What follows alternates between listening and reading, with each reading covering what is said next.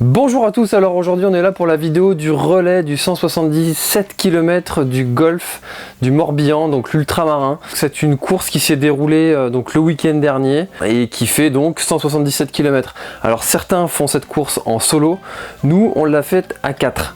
Alors c'est 4 copains, cousins de la famille, voilà. Donc on s'est tous organisés pour réaliser cette course. C'est en termes d'organisation assez lourd parce qu'il n'y a pas de navette pour nous accompagner sur nos différents points de relais.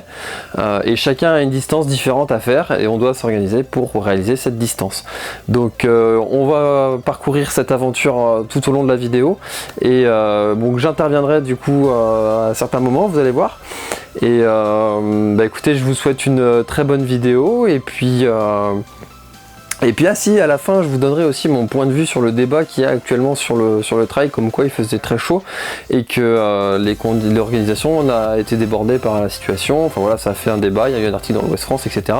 Donc à la fin de la vidéo je vous donnerai mon point de vue à ce sujet, donc restez jusqu'au bout. Désolé, je n'ai pas mis mon fameux chapeau habituel, donc désolé pour ceux qui l'aiment bien. Moi je l'ai pas mis parce que déjà que sur certaines courses je l'enlève parce que j'ai tellement chaud. Là il prévoyait plus de 30 degrés, j'ai pas pris le risque de prendre le départ avec, donc voilà, vous aurez que ma visière, pas mon chapeau, désolé. Je me suis un petit peu fait moins encourager sur la course du coup parce que j'avais pas ma perruque, donc comme quoi elle sert, donc voilà, mais bon, ce sera pour une prochaine. Et désolé pour la vidéo de départ, c'est une vidéo que j'ai tournée en live sur Facebook et être en live sur Facebook plus la GoPro c'était compliqué pour moi, donc je vous mets la petite vidéo, mais après la qualité sera mieux, rassurez-vous. Allez copains, c'est parti pour le départ du relais 177 km. Eh oui, ces gens-là qui vont passer encore une nuit dehors pour certains. Bon courage à eux, bon courage à tous. Moi c'est Tanguy qui va prendre le départ ce soir. 30 km. Et ensuite Florian prendra le départ, Maxime prendra le relais. Et je montrerai normalement demain matin sur le coup de 10 11h. On verra bien. En attendant, je vais vous faire vivre le départ du relais avec Tanguy qui prendra le départ pour la teameuse Rogneux. Voilà, c'est parti. Et voilà, c'est parti. Tout le monde applaudissement, vos encouragements, bravo les gars, bravo les gars. Je suis les fils, c'est dans les fils solidaires, je suis dans la ligne événement, je suis dans la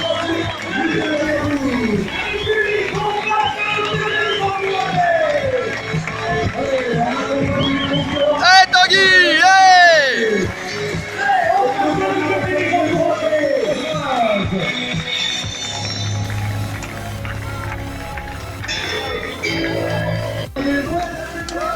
Et voilà mon Tanguy! Allez! Et voilà le copain, il est parti pour 30 km. Donc il va avoir la particularité de courir à 2 jours au départ et arriver de nuit. Et donc le deuxième relais, lui, il courra que de nuit. Voilà, il va partir à 23h30 environ et puis il courra que de nuit, le copain. Donc écoutez, voilà pour le départ. Alors là on est sur le premier ravitaillement de Tanguy, on voit qu'il y a déjà beaucoup de monde parce que donc le départ du 167 solo s'est fait 1 heure avant et le départ du relais, et les gens du relais ont déjà dépassé les gens du solo, donc ça fait qu'ils se retrouvent tous au même point de ravitaillement et ça fait un petit peu embouteillage. Alors là nous on a notre Tanguy qui s'est retrouvé à avoir de l'eau jusqu'à la hanche et donc il a plein de sable dans les chaussures et il préfère l'enlever pour continuer, ce qui est à mon avis une bonne stratégie parce que il lui reste 20 km à faire et 20 km avec du sable dans les godasses, ça peut être désagréable et au final perdre du temps.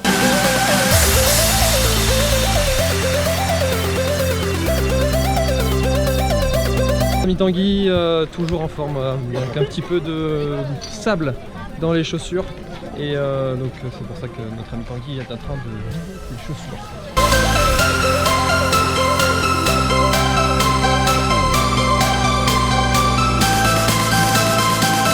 Alors j'aurais aimé filmer plus souvent Tanguy, mais je l'ai raté 2 fois sur l'application Suivi Live parce qu'il y avait un décalage en fait que je suis après de 2 km, donc je l'ai raté 2 fois sur la course. Donc le temps de prendre la voiture et de faire les circuits, je me suis dit allez je vais directement au relais, donc là on va passer au relais entre Tanguy et Florian. Montre-nous ta lumière blanche. Il va pas y avoir grand chose d'intéressant mais...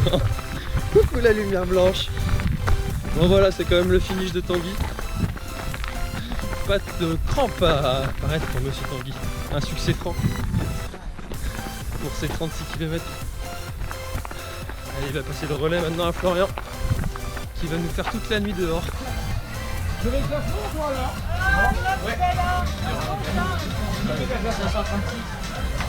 Alors le dossard, il est avec le machin et la panier je te la donne tout de suite. Et putain la queue. Allez, bon courage. Il est parti. Bon les gars. Laniac. Allez à suite. Ciao. Au suivant. Du coup quelle heure il est là? Regardez.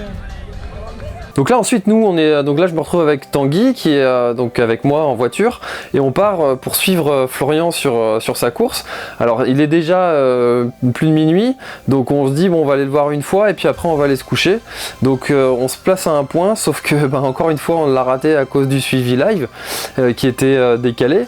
Et mais par contre on en a profité pour ramasser entre guillemets ramasser quelqu'un qui était parti sur le 177 solo et qui en pouvait plus. Donc on est au 44e kilomètre, qui en pouvait plus, qui était blessé. Il nous demande si on va au prochain ravitaillement, chose qu'on fait du coup pour voir Florian, et donc on le ramène, mais donc c'est un abandon pour lui, mais ça nous a permis d'échanger avec cette personne et ce fut très sympa. Donc si tu regardes la vidéo, petit coucou, hein, ça ferait plaisir.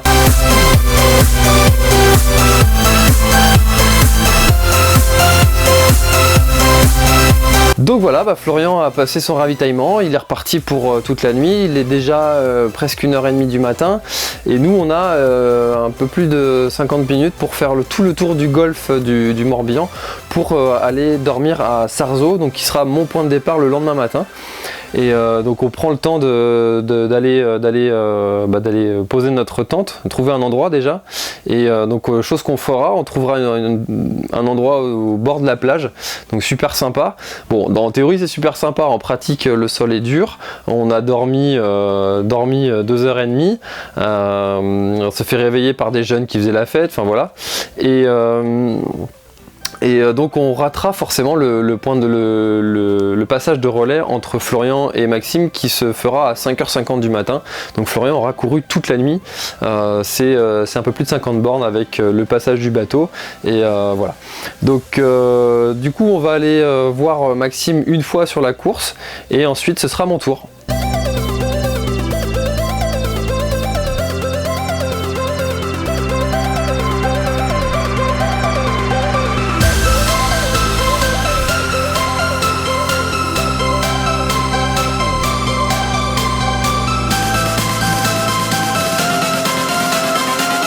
Allez, zou. Force et honneur, puis tout ce que vous voulez. Allez, tiens. Et voilà, c'est mon tour, donc écoutez, je vous laisse avec moi dans la vidéo et puis en vivant ma course et nous on se retrouve à la fin de l'épreuve pour que je vous donne mon avis général sur la course. Allez, c'est parti, suivez-moi. C'est bon, on peut y aller. Allez, au revoir.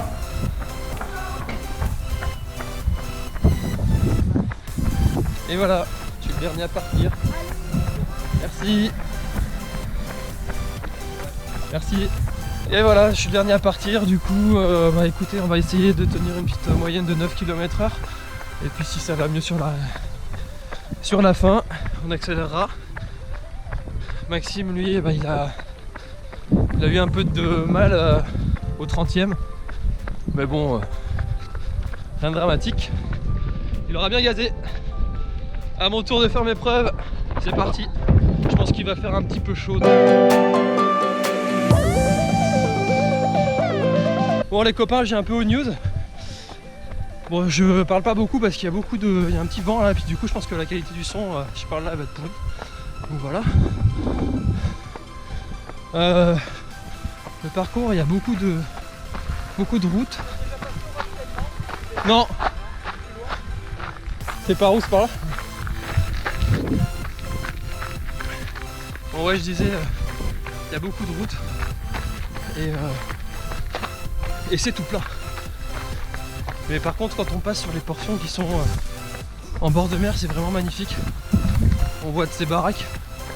Je me demande ce qu'ils font dans la vie les gens pour pouvoir se payer ça.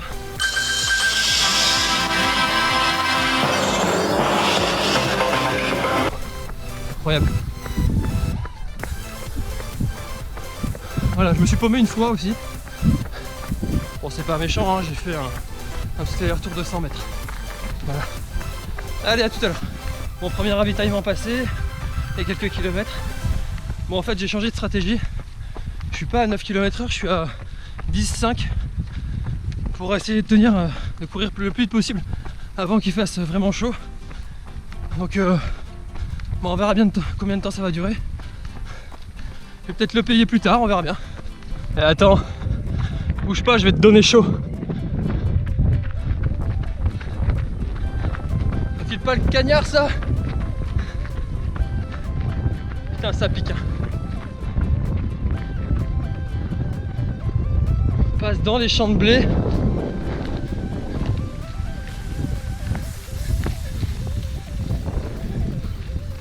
Heureusement qu'il y a ce petit vent là qui fait plaisir. Bon bah voilà, on a passé les 30 bornes. Forcément les jambes commencent à être un peu dures.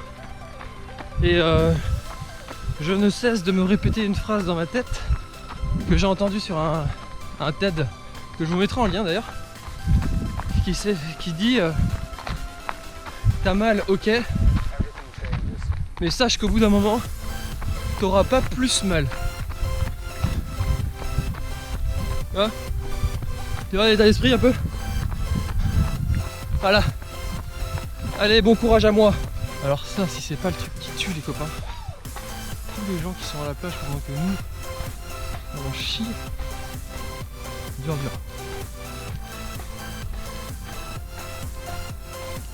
Qu'est-ce que je donnerais pas pour être dans la flotte là? Ouais. Bon, je profite du joli paysage et du fait qu'il n'y ait pas trop de vent. Bon, comme vous l'avez vu depuis le début, il fait chaud. Et comment on fait quand il fait chaud pour courir sous cette chaleur? Et ben, dès qu'on peut, on prend un linge, une éponge ou quelque chose. C'est pour ça que j'ai ça au poignet. On l'humidifie et on le passe sur toutes les artères qui distribuent tous les membres. Donc les fémorales, sous les bras, au niveau des cervicales, la carotide, tout ça pour refroidir l'ensemble du corps par l'intermédiaire des artères.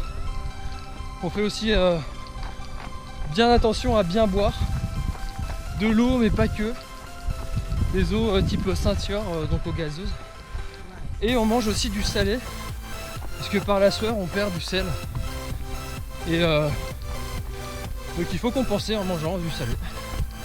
Voilà. On se protège la tête, les yeux et tout ce qu'on peut. Crème solaire et tout le bordel. Et puis si vous voulez en savoir plus sur comment courir sous une chaleur intense, j'ai écrit un article à ce sujet que vous trouverez dans les liens là, en dessous de la vidéo si ça vous intéresse. Voilà. Allez, on continue. À bientôt un point d'eau là, justement. Bien me rafraîchir. Ça y est les copains, on est rentré dans les 10 derniers kilomètres. Et ça, psychologiquement, c'est juste un grand kiff. Donc on se dirige progressivement vers l'arrivée, tranquillement. Et on va y arriver. Chaudement. Mais on va y arriver.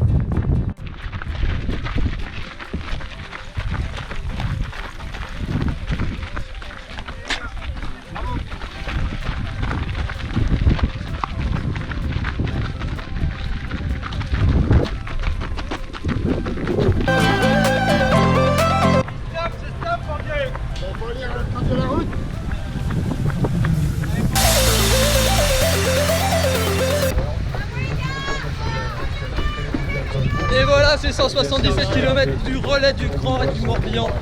terminé.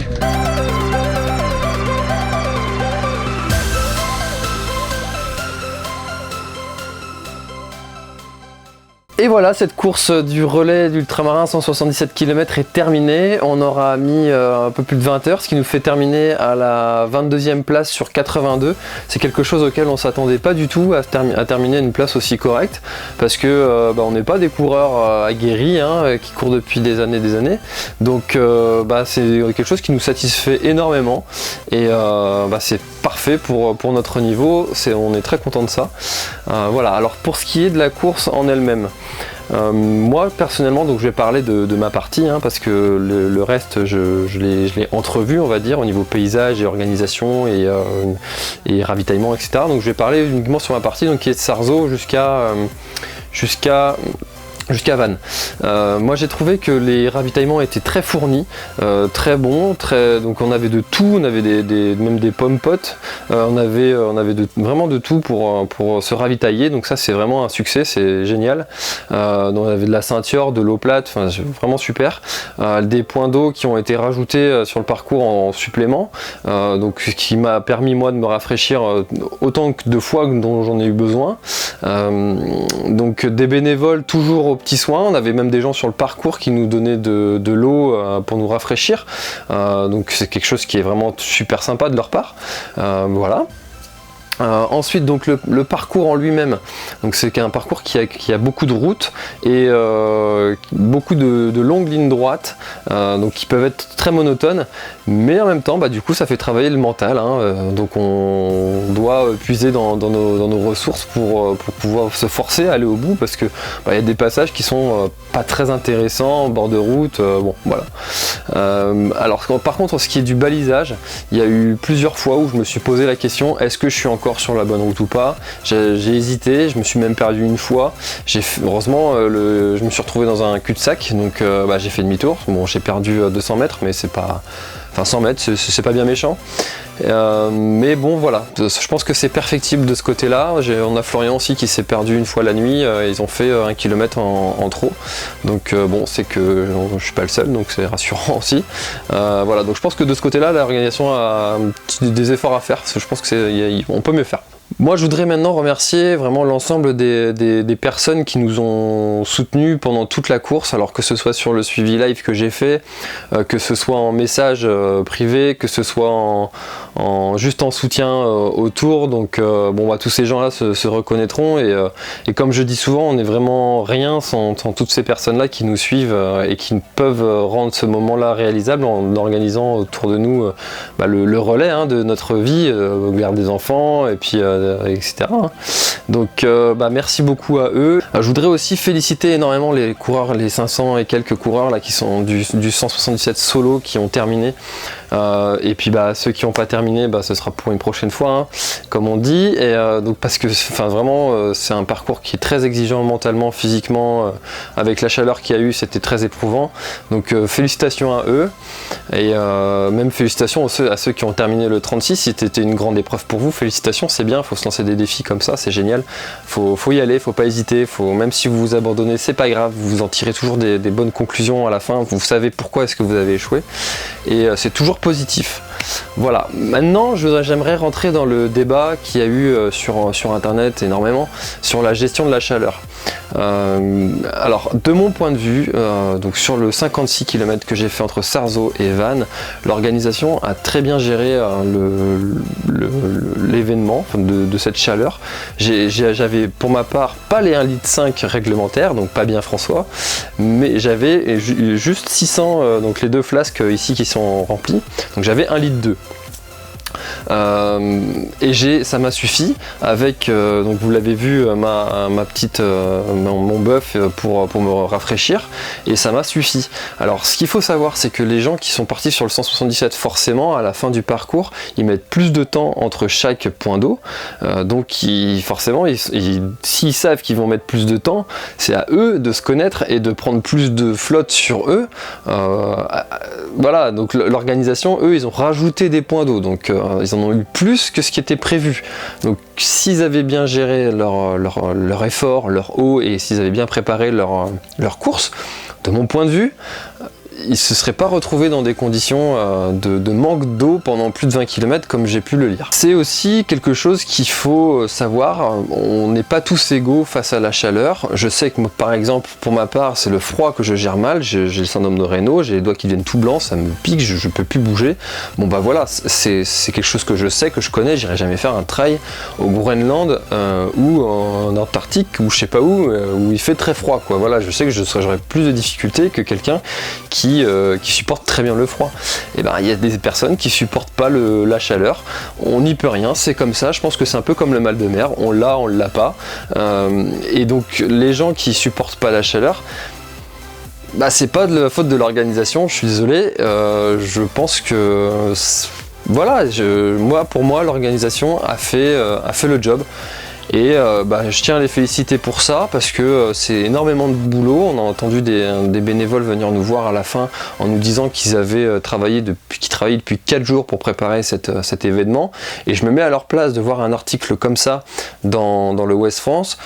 Bon voilà, ça donne pas envie de revenir l'année prochaine et je pense que ces gens-là doivent être tout simplement dégoûtés quoi, de voir que leur travail est récompensé comme ça. Donc voilà, bon après c'est que mon point de vue, hein, on a le droit de tous en avoir des différents. Écoutez, moi c'était mon premier relais et puis c'est quelque chose que je vous encourage vraiment à faire parce que ça donne vraiment une autre dimension à la course, on court plus que pour soi et voilà, donc bon j'arrête de parler parce que la vidéo est déjà bien assez longue et puis moi je vous dis à très très bientôt parce que là j'ai fait plein de petites choses là qui sont super sympas, donc je vous en dis pas plus. Si vous voulez voir tout ça, abonnez-vous et puis on se dit à bientôt pour la prochaine course qui sera le trail du bout du monde, voilà 57 km qui se déroule dans le Finistère. Voilà, allez à très très bientôt et gros bisous à vous, faites-vous plein de défis et amusez-vous bien, ciao ciao. Everything changes.